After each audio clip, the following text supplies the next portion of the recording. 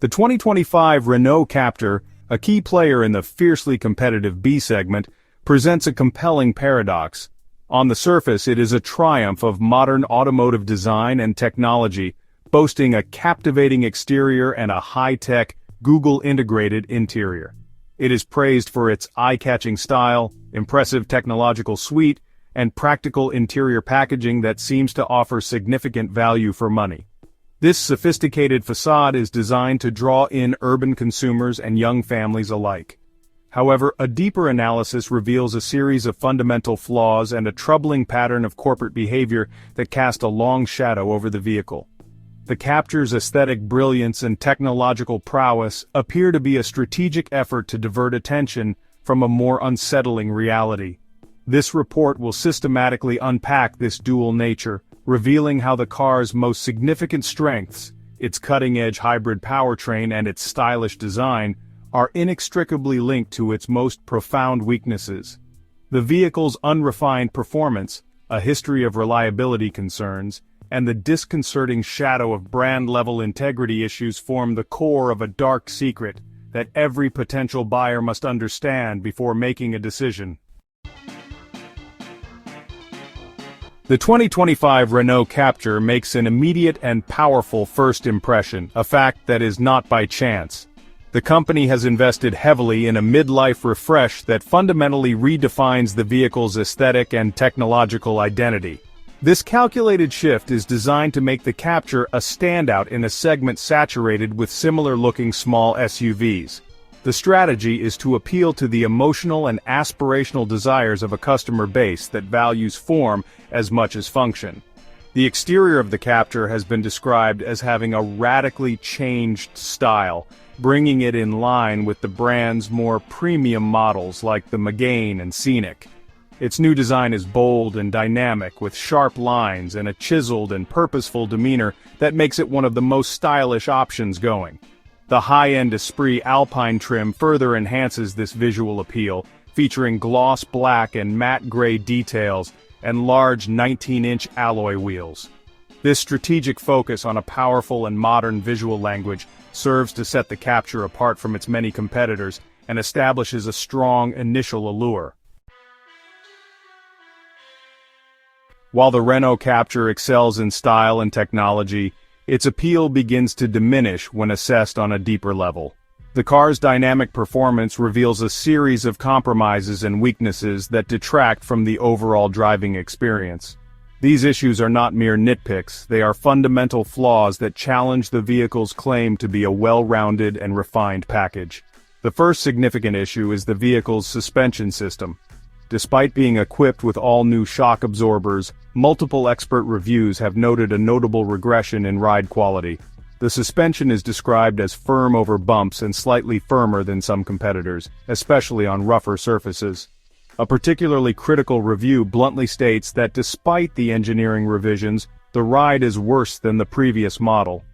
This trade-off suggests that in an effort to improve handling and reduce body roll, the engineers compromised on a core comfort metric, resulting in a ride that is less settled on motorways and jarring on poor road surfaces. This lack of refinement in a new model is a clear step backward, and stands in stark contrast to the car's otherwise modern character.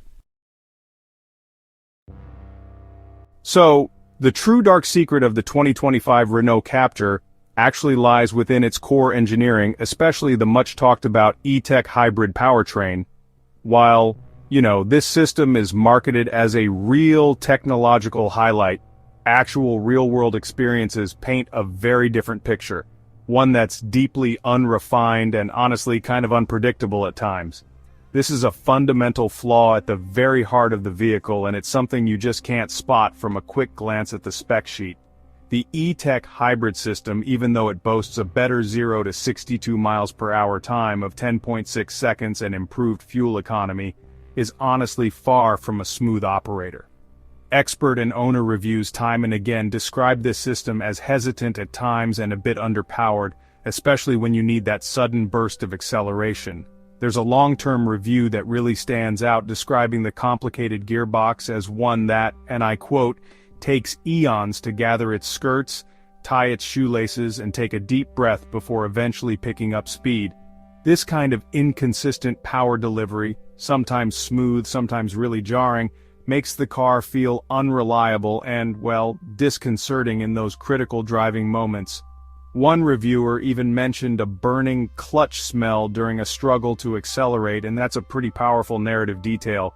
Even though it was later determined to be a bit of a mystery, it still serves as a perfect metaphor for the unseen mechanical struggle inside that powertrain. The real issue here is that this unrefined, hesitant behavior isn't just some bug that a software update can fix. It's actually an inherent feature, rather than a fault, a deep-seated engineering characteristic that, frankly, potential buyers need to be aware of. The true depth of the Captur's dark secret goes way beyond just its mechanical flaws. It's actually rooted in a bigger, more troubling story about Renault's corporate culture. The vehicle's specific problems aren't just isolated incidents, they're more like symptoms of what could be a brand-wide pattern of questionable behavior and, honestly, a lack of full transparency.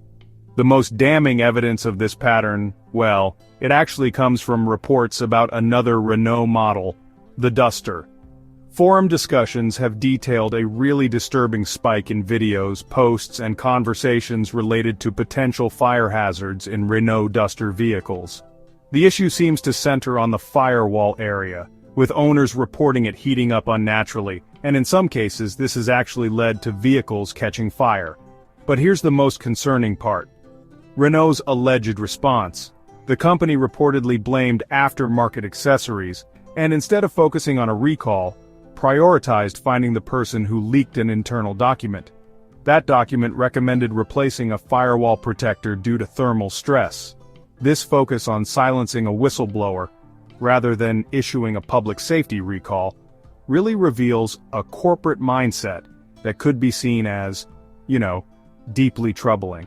To add to that, a credible forum moderator even said that a 5-year replacement timeline for firewall insulation is absurd, and that this problem actually calls for a full-blown safety recall.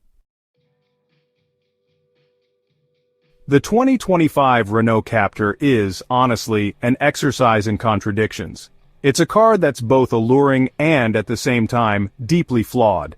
And whether it's worth it depends entirely on what you, as a buyer, really value.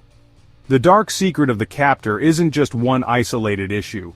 Instead, it's a combination of its unrefined hybrid powertrain, its disappointing ride quality, and the shadow cast by a brand whose history and recent actions raise some pretty serious questions about transparency and reliability. In conclusion, the 2025 Renault Captur is a captivating and stylish vehicle, offering a bunch of modern features and really clever packaging.